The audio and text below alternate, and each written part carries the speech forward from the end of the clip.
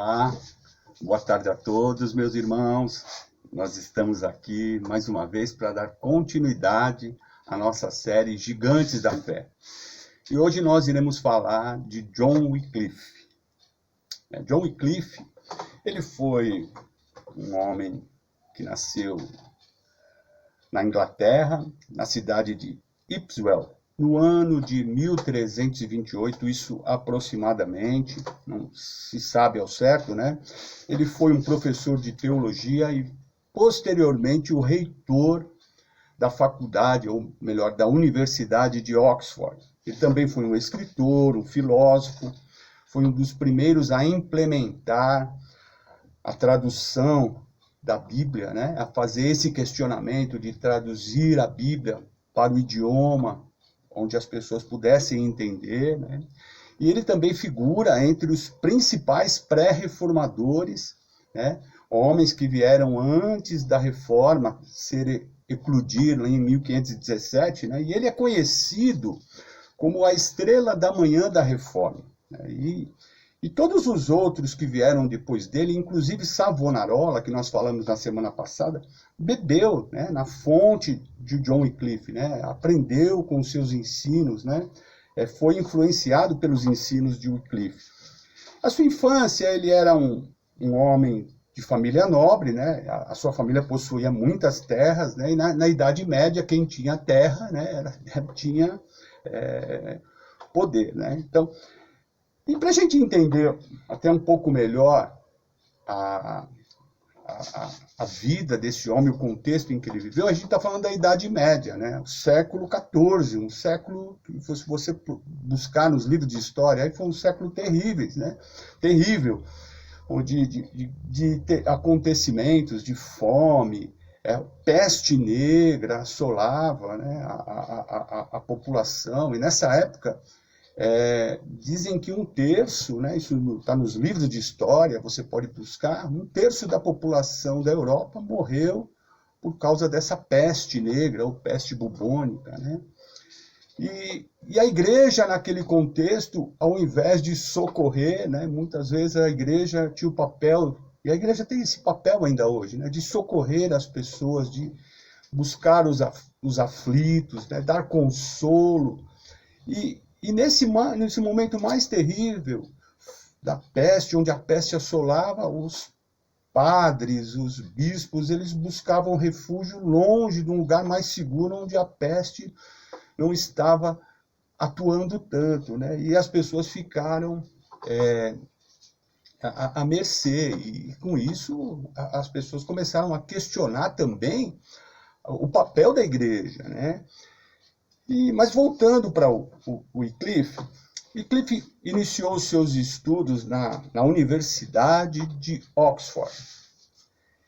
E futuramente ele viria a ser o principal professor, reitor da principal universidade da época, né? Ele não era uma pessoa comum, ele figura entre um dos cristãos mais brilhantes da história, né?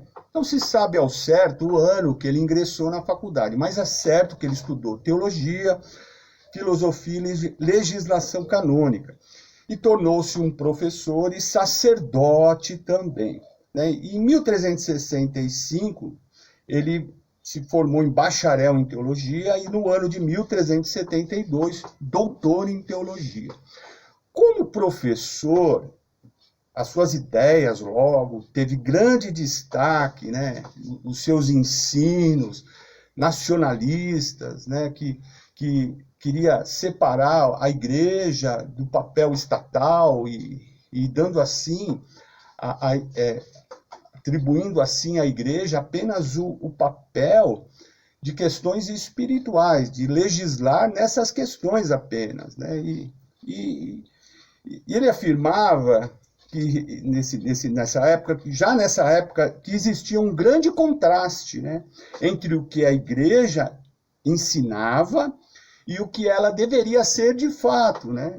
Ele contestava a riqueza do clero, né? Num momento como aquele, de tanta fome, onde as pessoas eram assoladas pela fome, pela peste, a igreja preocupada em enriquecer, em angariar recursos, né? Ele também questionava o poder do Papa, né? E dos cardeais, né? Esse poder nas questões que extra-espirituais e que não diz respeito a um sacerdote, então ele já questionava isso também. Logo, essas ideias, né, tiveram um alcance assim, entre toda a população, toda a massa, mas também dos nobres e dos reis, né, que tinham interesse, né, na riqueza do clero. E com isso, a igreja logo ficou incomodada, e em 1377, ele é chamado para se retratar, né, em Londres, diante dos bispos, e ele vai acompanhado de alguns amigos, né, e de 4 monges que eram os seus advogados, e a multidão também o apoiando. E isso intensificou essa disputa, essa oposição do clero ao Wycliffe. E esse ataque de Wycliffe ao clero, que o grande inimigo dele, né, ao longo da sua vida foi o clero, intensificou. Então, essa disputa entre ambos intensificou essa luta, né, essa disputa, né? E a gente precisa entender que nessa época também a Europa, a Inglaterra, mais precisamente, e a França estavam em guerra, conhecida, né, na história como a Guerra dos 100 Anos, que na verdade durou 116 anos, né? E nesse período também, a gente tem que entender que o Papa havia transferido a sede de Roma, que é na Itália, para Avignon, que é na França. E como a Inglaterra e a França estavam em guerra, o Wycliffe era um inglês nacionalista, pode-se até dizer, né? E quando a igreja, nessa busca de mandar, de cobrar impostos para que fosse mandado para a França, onde ele estava, na verdade, o que aconteceu? Eles acharam que com isso eles dariam mais poder ao seu inimigo, que era a França. E com isso ele encontrou também nessa luta, né, um apoio dos nobres, dos reis, que tinham interesse, como eu disse, na riqueza do clero, né? Eles não tinham interesse numa reforma teológica. A preocupação deles não eram, muitas vezes, com questões teológicas, e sim com questões que diz respeito a dinheiro, a grana, né, onde eles iriam se beneficiar. Mas as ideias de Wycliffe, assim, basicamente, ele questionava o poder da igreja, né, que deveria se limitar, como eu disse, a questões espirituais, não deveria se envolver com as coisas temporais. O cristão não precisava de papa nem de Avignon, né, que é da França. Aí já envolvia uma questão até de cunho político, né. Ele também questionava a transubstanciação, né, a transubstanciação que no momento da Eucaristia, né, no momento de partir o pão e tomar o cálice, né, o que nós cristãos chamamos de ceia, naquele momento, o pão se torna a carne de Jesus, literalmente, e o suco de uva ali se torna o sangue de Jesus, literalmente, né? Então, ele questionava, não, isso deve ser feito em memória apenas, né? Então, quando nós comemos o pão e tomamos o cálice, nós fazemos isso em memória. Ou seja, o pão continua sendo pão mesmo. O que você come ali é pão. E o que você toma ali é suco de uva mesmo, né? E ele já, naquele período, ele já deslumbrava as questões referentes à salvação pela graça, né? Ele já defendia também que a Bíblia deveria ser traduzida para a língua do povo, né? Para que o povo entendesse aquilo que está sendo pregado, não ser levado muitas vezes pelo clero, por aquilo que o clero ensina, né? Em 1377, ainda, o Papa Gregório XI retorna a sede da igreja para Roma, né? E expede uma bula contra as ideias de Wycliffe, né? O que era a bula papal? A bula papal era um documento onde ele repudiava aqueles ensinos, né? E que eles deveriam ser reprovados, não deveriam ser difundidos no meio da comunidade cristã.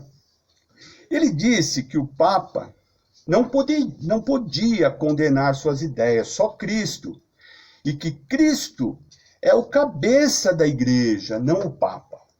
Dizer isso nessa época era complicado, né? Já de uma igreja que vinha numa tradição, né? Porque eu quero fazer um parênteses aqui, não existe nenhum problema da igreja ter um líder primaz, o primaz da igreja, não tem nenhum problema. O problema é o que se atribui a esse líder. Qual o papel desse líder? Esse líder continua sendo um homem falho, comum, e também ele ensinava que os ensinos dele deveriam ser julgados com base nas escrituras e não na tradição católica, né, da época, que, como eu disse, naquela época só havia uma igreja, né, que era a igreja católica, né? Então, e ele implementa com isso o seu projeto de traduzir a Bíblia, né? Ele parte da Vulgata Latina de Jerônimo, né?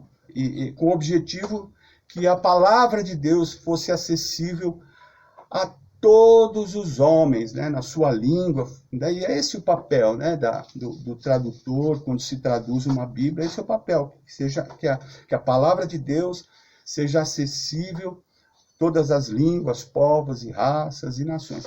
Mas é importante a gente dizer aqui que isso também foi importante, foi um pontapé inicial, mas naquela época ainda não havia imprensa, né? A imprensa só veio no ano de 1450 e 53, se eu não estou enganado, né? Com Gutenberg, né? E a imprensa teve um papel fundamental na reforma protestante, mas aqui ainda não havia imprensa, né?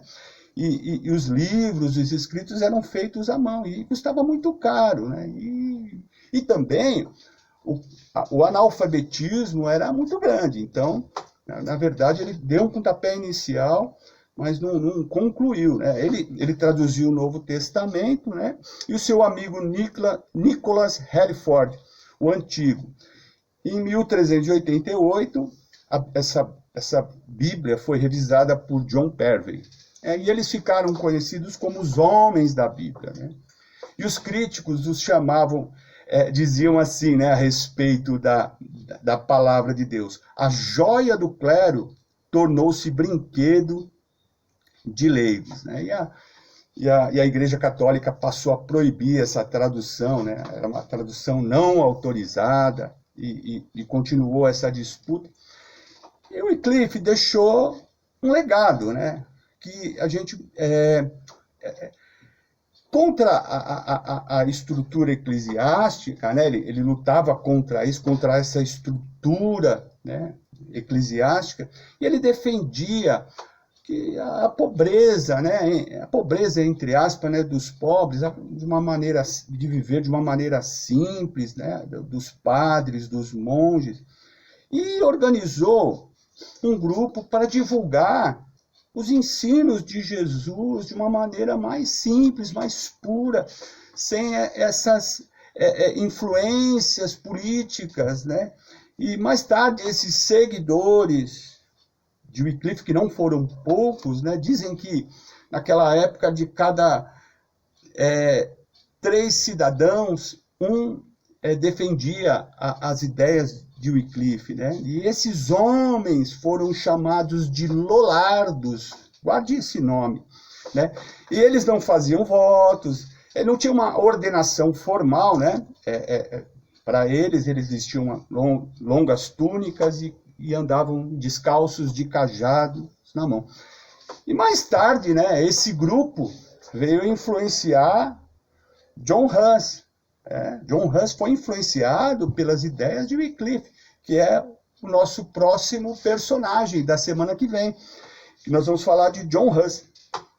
Em 1381, houve uma revolta, né, E o rei Ricardo II achou que os lollardos, esses seguidores de Wycliffe, tinham participação e ordenou a expulsão de Wycliffe da Universidade de Oxford. Né? Não podia mais ensinar ali, proibiu até mesmo de citar os seus sermões, as suas ideias, né, sob pena de prisão. Né? E com isso Wycliffe continuou na sua tarefa de traduzir a Bíblia, né, para o idioma inglês. Né?